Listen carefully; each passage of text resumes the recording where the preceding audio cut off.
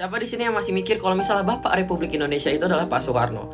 Itu jelas-jelas salah, teman-teman. Pak Soekarno itu Bapak Proklamator, bukan Bapak Republik Indonesia. Jadi sebenarnya siapa nih Bapak Republik Indonesia? Jadi Bapak Republik Indonesia itu adalah Pak Tan Malaka. Nama Tan Malaka memang tidak se-famous dan seterkenal Soekarno-Hatta, tapi dia memiliki peranan penting buat Indonesia itu sendiri. Kenapa bilang seperti itu? Karena dia yang pertama kali menggagas Republik Indonesia dengan bukunya dia yang berjudul NAR The Republic Indonesia. Nama dia memang jarang banget sih di buku sekolah, karena kalian tahu sendirilah, pada saat Orde Baru, apapun yang berbau kiri hilang.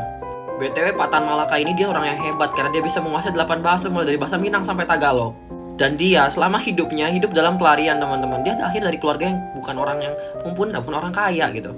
Tapi beruntungnya orang-orang di sekitar dia ya, di kampungnya dia itu suportif ke dia. Akhirnya dia bisa kuliah ke luar negeri, ke Belanda.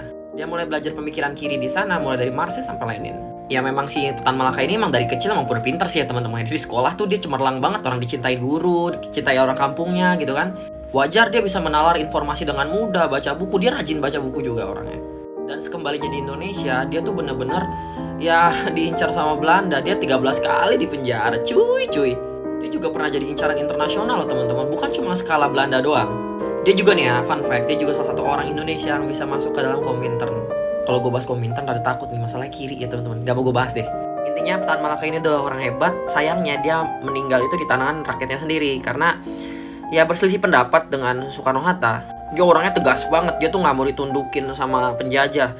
Dia gak mau negosiasi, dealing segala macam. Dia juga punya quotes yang terkenal dan bagus. Ngapain berunding dengan maling di rumah sendiri katanya. Nah, dikarenakan dia tuh mungkin rada kerat ya ideologinya, pemikirannya, mungkin disebut juga sebagai orang radikal pada masa itu. Akhirnya ya muncullah propaganda untuk men-take down Tan Malaka karena dianggap ancaman buat pemerintahan Soekarno-Hatta gitu. Jadi akhirnya dia dibunuh sama Letnan Sukoco. Ya memang seperti itulah teman-teman politik. Kalau misalnya beda pendapat, beda ideologi ya wadididau, jedar-jedar-jedor.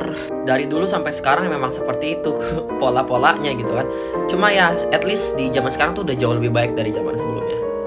Karena di zaman sekarang paling cuma kalau kita ngasih kritikan, perbedaan pendapat ya nggak hilang gitu. Masih oke lah. Mungkin kena serang buzzer sedikit-sedikit gitu. Nggak sampai yang kayak lu diilangin, diculik, ditangkap tuh nggak.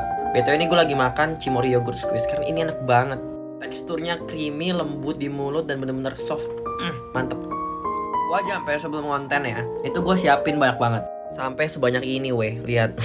Gue beli 6 waktu itu. Karena gue tahu nih, gue bakal ngabisin banyak. Ada kucing gue, halo, hai Mipup. Ini bagus buat nemenin kegiatan hari-hari. Ini kucing gue aja mau. Gak boleh, ini punya aku. Gak boleh.